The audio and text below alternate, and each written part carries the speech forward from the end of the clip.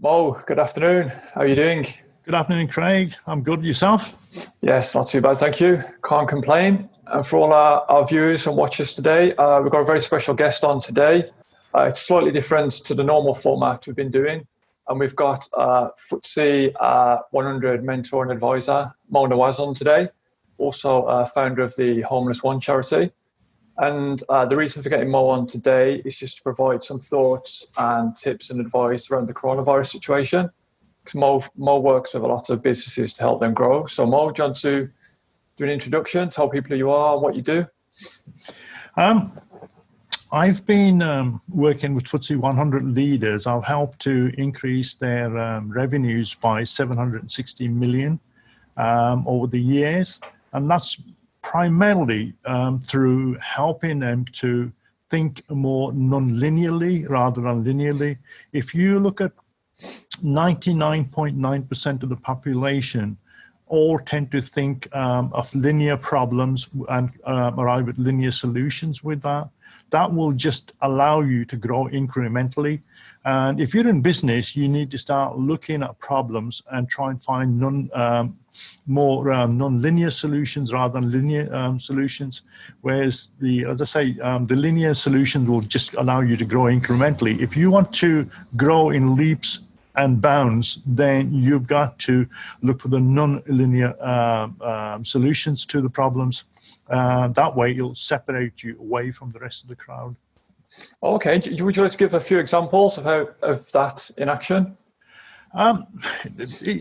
You can actually start to make a list of a whole array of things. The typical sort of scenario, let's just take something that most people are quite familiar with. Take the Tesla car. Most people, if you look at the cars that have been around since the year 2000, they bought out the plug-in ones, and majority of the plug-in ones, even to this moment in time, only give you, even Volvo now launching its new range of so-called hybrid vehicles, they only give you a distance of about 30 miles or just under 30 miles with a charge. And that's all linear thinking because everybody else in the marketplace is doing that. So how do we play catch up? Whereas if you were to give people a challenge and say to them, look, we need to produce a car that's going to give us 2,000 miles on a charge.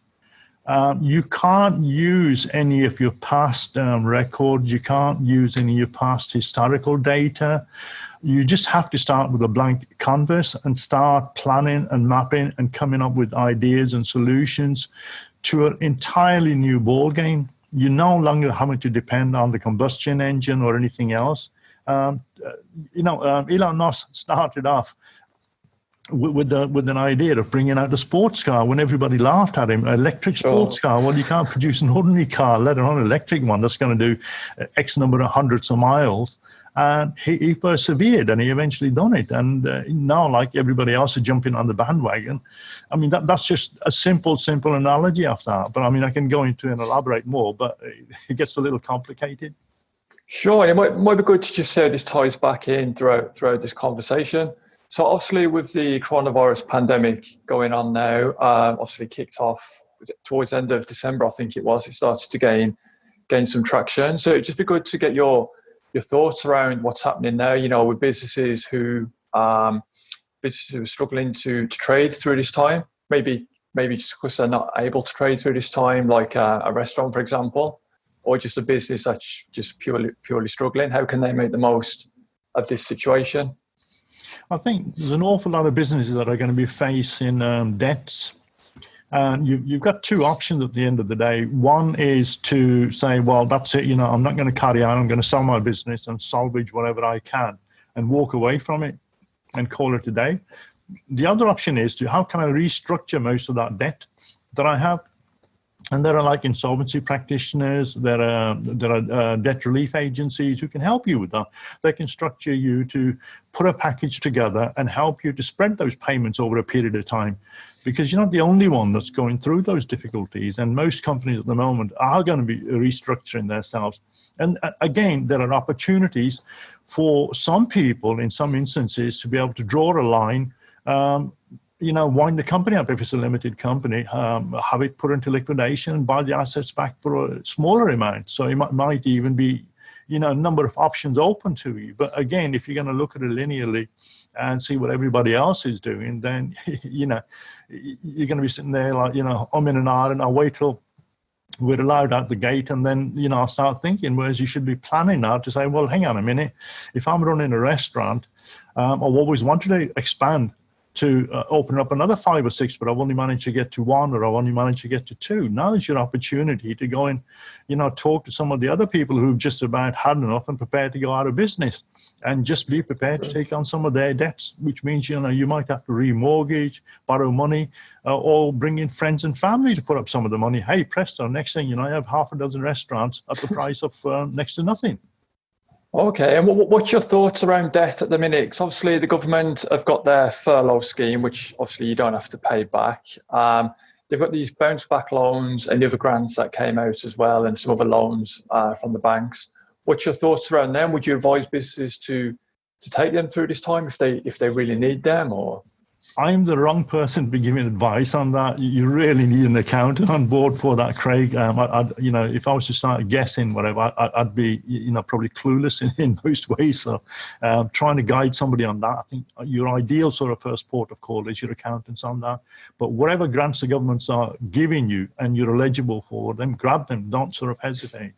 I mean, we've got a couple of small businesses at the moment, and we're just waiting for our rates references to come through. And on each one of them, we're being advised by our accountants that, yes, on both of those businesses, we can claim £10,000 each. And, we'll fill in the necessary forms if we're entitled to them. As a taxpayer, you pay your taxes and you're entitled to, get back what you're due.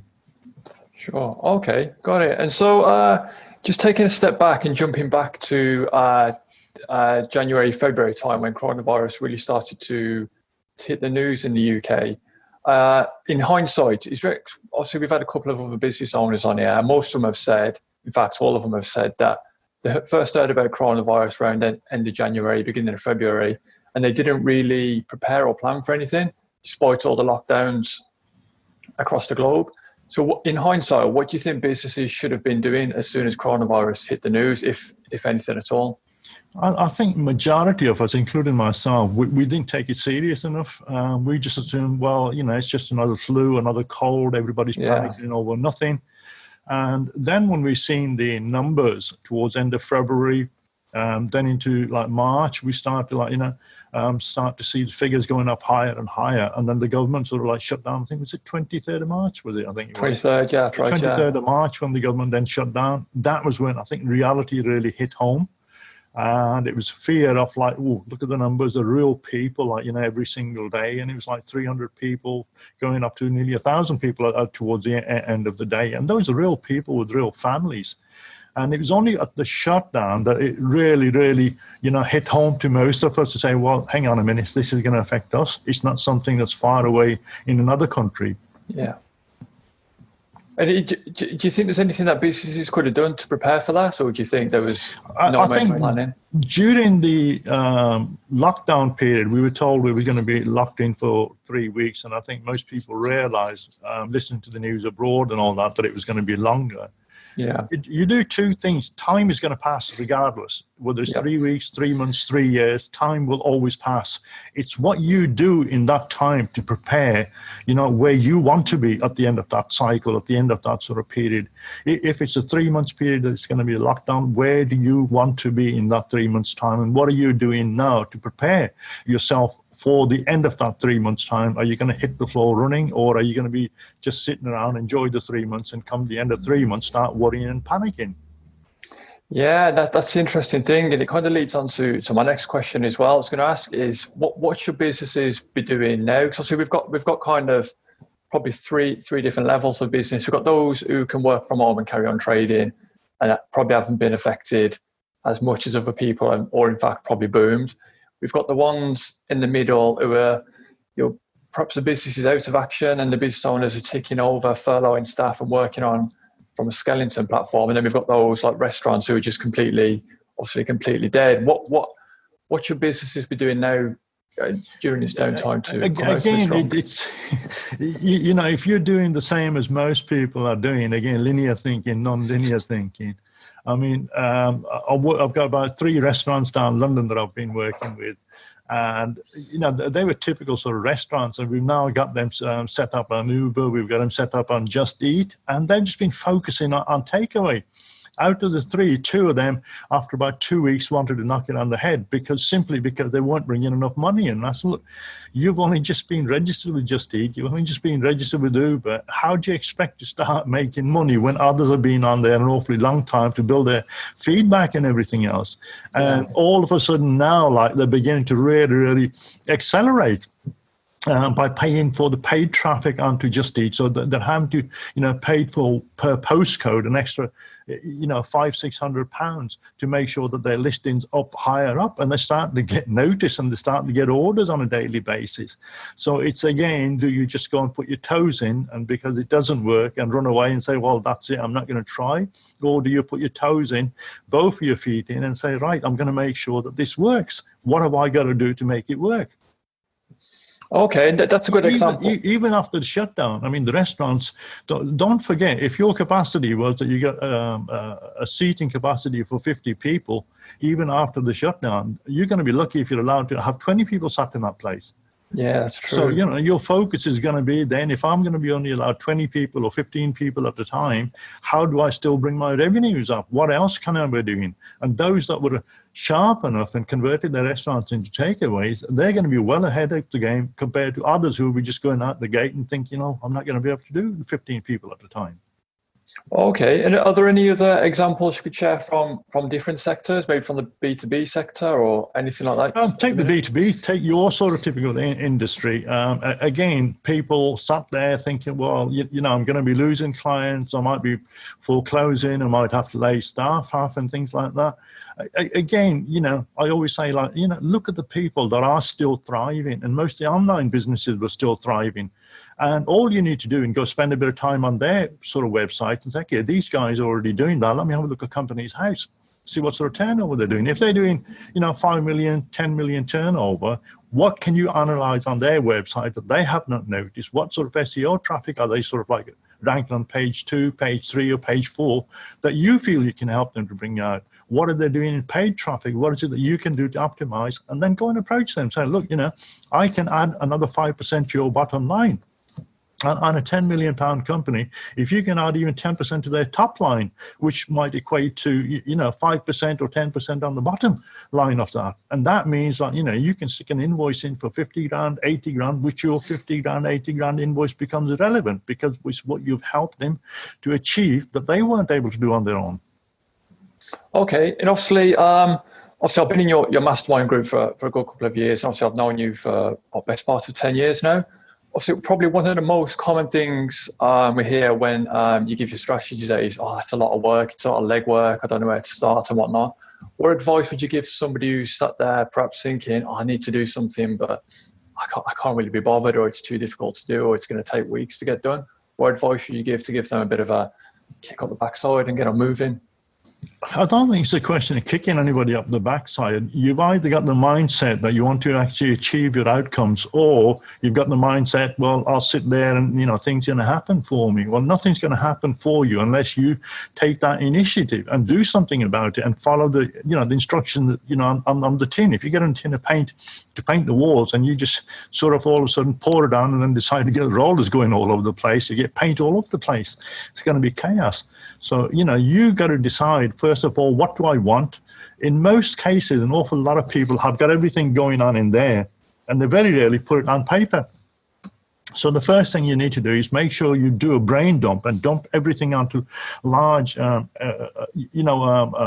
flip charts, and then spread those flip charts out and start to make some sort of analytical heads or tails off that, and then start to put some sort of a structure into place of all the stuff you've got in there. It's only when you take it out of there and onto space that you can actually physically see what I'm doing. You're able to move things around and say, okay, that and all that over there and that over there. Yes, I can see that working. That's not working. That's not. It's like a jigsaw puzzle. And once you start to put that jigsaw puzzle together, you start to then have the makings of something that is possibly going to work. But once it's all going on in there, the likelihood of that succeeding is going to be very, very small. Yeah, that's obviously that's one of the first things that I learned from you all those years ago as well, along with something you've already said about time well passed no matter what. So it's always better to do something. So what do you think the difference is between a business that survives or fails during this period? Do you think it's poor planning? Is it people just not being bothered, that mindset thing that you came back to? Or what do you think the difference between surviving and failing is during this time?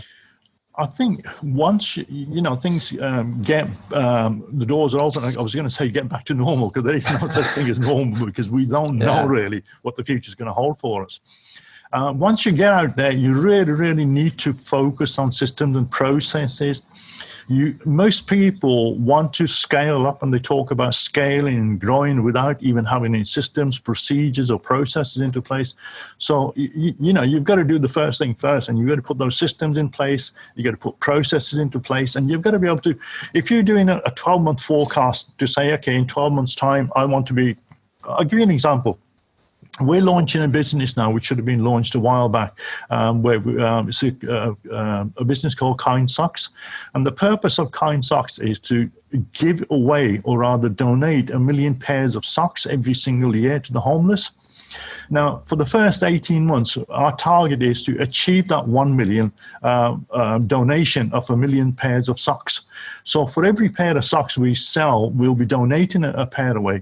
But you can only do that by helping to put structure into place, help create systems, help create processes for the members of staff that you're going to be recruiting to bring into our sort of fold. And each one of those people that are coming in there, there's no point saying to them, hey guys, that's your title, you're head of marketing, and let him loose. If he or she doesn't know what they're supposed to do on a daily basis, you really need to, along with them, get the system, the processes into place to make sure they're capable of achieving those. Most people go and give targets and goals to people who are not necessarily agreeable with that, or incapable. So you've got to be able to then help to break those systems and processes down to daily steps. And once you actually bring those down to daily steps, it makes it that much more easy for that person to get on that hamster wheel and start turning that hamster wheel for you day in, day out. Okay, and is there an example of a system and process breakdown that you could walk through? Maybe for, like you said, head of marketing is there? Okay, let's say let's say you're doing lead generation. Okay. You need to increase your sales, and you're a B2B business. So ideal database, you can either buy a marketing database and have a telesales team calling out, or alternatively, you can go onto LinkedIn, pay for Navigator, pay for some of the AI bots now that you can use to crawl LinkedIn. Identify, a lot of people don't spend enough time prospecting. They just go at it assuming that everybody's my target audience. So you really need to be clear exactly who is your ideal customer that you really want, as opposed to anybody and everybody. Once you understand the clarity of who your customer is, you can go and drill down using Navigator, drill right down to the core of the type of person. You've got, like, I don't know how many hundreds of millions of members on LinkedIn. You just navigate away to your own country, your own focus, and start testing. You can use artificial intelligence bots that will go and do all the crawling for you, send the messages out, do whatever you need to do. But you need to build a system and a process saying, okay, every day I'm going to come in, and every day I'm going to get my bot. This is the message. I'm going to send this message out to 500 people. And I know once the bot delivers out, what's my next message that I need to send out? Now, based on the response that you get from the bot and the messages coming back to you, you then need to do, okay, what's the next step that I need to do once they respond to that? Is it a phone call? Do I need to send them a PDF? Do I need to send them something else? Or do I need a link to drive them to the next sort of level? So those are all part of your system and processes, and what daily steps that you need to take in order to take that prospect further down the line to him putting his hand up to say, yes, I want to buy your product or your service. Okay, how much work would something like that take? Is it a lot of testing? Is it something somebody's, sits down and spends 10 minutes doing, or is it something that takes a lot of planning? Because obviously we've got people watching this video of what, maybe just starting their business, or maybe running very established businesses. So I just want to drill down to the actual time that it would take to do something like this. It depends on the scale. If you're looking to just get one client a week on board, obviously it's not going to take you that much. If you're looking to get 10 clients on a day, it's going to take you that a little bit more longer. And again, your messages need to be laser focused. You can't just generalize a message and expect to send it out to everybody. If you got finance directors of companies doing between 10 and 20 million, that message needs to be different to the guy who's just starting up. He might be a finance director. He might be his own, managing director of a one-man band. So, you can't have the same messages. So the more that you can segregate that database on LinkedIn, you can segregate them with employees of 10, employees up to 50, employees up to 200.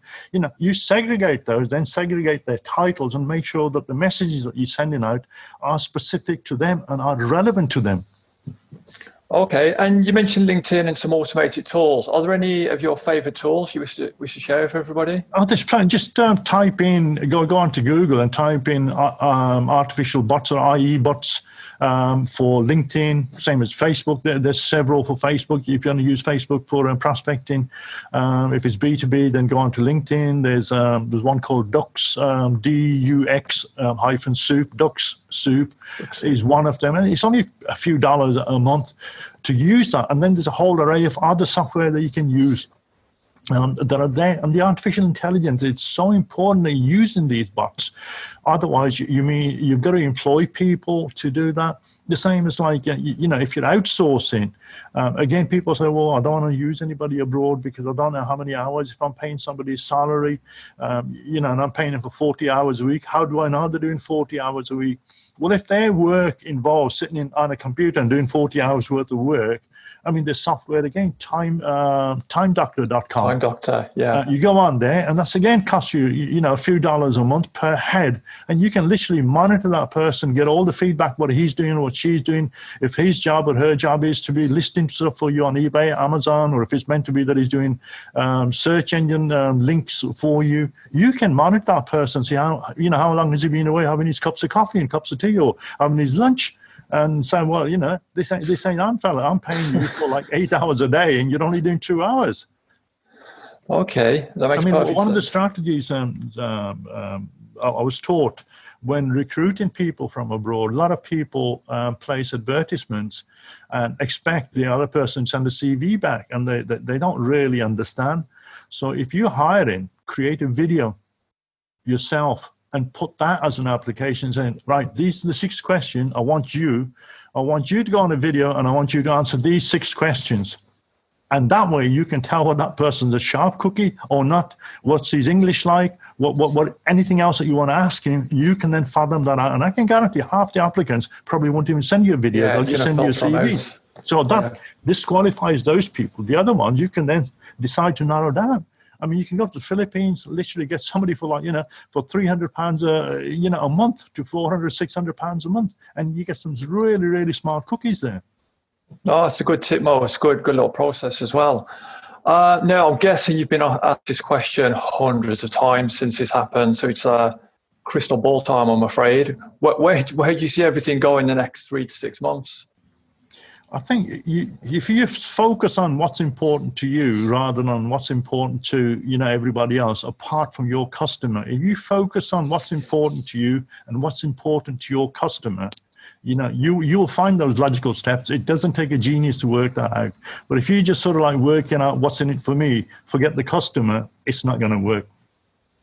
Okay, and how's best to filter out that noise? Because obviously, I haven't seen the news lately, but I know last time I saw it's full of doom and gloom. The daily death toll now is just just a big number everyone's fascinated with. And the next couple of months, how would you advise somebody to just focus on what they need to do and not be distracted by the external forces they can't control? I think, you really need to take the advice of the government with safety measures, distancing, masks and everything else. I'm going back out from the office and I'm back down with the mask.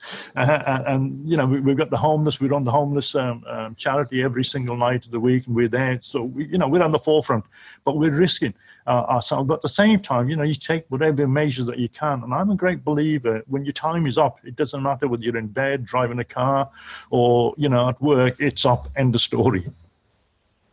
So you know, just go out there and just close that noise up. If you sort of listen constantly to the news, I mean, if you listen to the news even for 2 hours, in that 2 hours, I don't think you'll even get 1% good news. It's all doom and gloom, doom and gloom. No. And every 2 minutes, there's some bloody professor or expert on there, and he's contradicting the one that was 5 minutes ago before that. So no wonder everybody's confused. Yeah, it's been a massive contradiction. I mean, you could be on one news site reading, you know, school's going to open in June, and then the next article on the website, there's no chance of just get on, pick yourself up a book, pick yourself up an audio book, and just get on. What can I do? What else can I learn in this shutdown? Like, you know, you know, there's loads of things like, you know, when you get it on. I mean, we're getting our socks made abroad, and at the moment, because they're on a shutdown, socks can't get here. I managed to negotiate a deal with a British manufacturer who's going to like produce for us. By next week, we'll have a delivery from them. Whether we're under lockdown or not, I know within about next 10, 12 days, I'm going to be up and running. Because I'm going to make that happen. It doesn't really matter. Like, you know, if the one door's shut, there's other doors and avenues. All it means, we're just not going to have the margin that we anticipated. But I don't care. I just want to get on that wheel and get it churning. Because, you know, you can't be sitting there doing nothing. And plus, like, you know, at the same time, we're looking out for other businesses that are struggling, just happy to walk away, happy to write a check out and say, okay, we'll take that on off you. So there's plenty of opportunities there for everybody, I think. Okay, and then just finally, any top tips? Sorry, for our audience. You know, any platforms people should be using. You know, any best ways to plan, what people should be thinking. No, anything like that. I think there's a whole. It depends on your industry, what it is that you're doing. There is so much software out there nowadays to help you to simplify things. And a lot of people will say, "Well, I'm not paying $40 a month for this, or $30 a month for that, or $100 a month for that." All you've got to really, reality-wise, you got to look at it and say, okay, that software, if I don't pay for that, who have I got to employ to do that? And how much is that person going to cost me? If that person's going to cost you, like, you know, £1,600 a month, and this is costing you $100 a month, you know, you've got to start using your head at the end of the day. And you know, we use all sorts of different plugins and different softwares and things like that. If I took all them away and said, well, hang on, I mean, that's going to save me, like, you know, $500 a month, $600 a month. But on the other hand, I'll probably end up costing me another $4,000 to $5,000 a month more. So, you know, you've got to really, really balance what it is that you're doing. Okay, and final question. Is there anything I haven't asked you that you think we should have asked you, or anything you want to share with the audience? Not really. And just, you know, wish everybody all the best, and, you know, just focus on, like, you know, what you've got to do, and just stay focused and make sure you're proactive rather than reactive. If you get into reactive mode, you're going to be struggling. Just stay focused and just, you know, what's important for you and your customers. Those are the key things that you need to focus on. Okay, and we'll put links to your social profiles and emails and whatnot below in Homeless One. But how's best for people to get in touch with you, if anybody wants to reach out? Social media is the easiest way for me, really, or through my own website, moenawaz.com. Okay, we'll put that link below as well.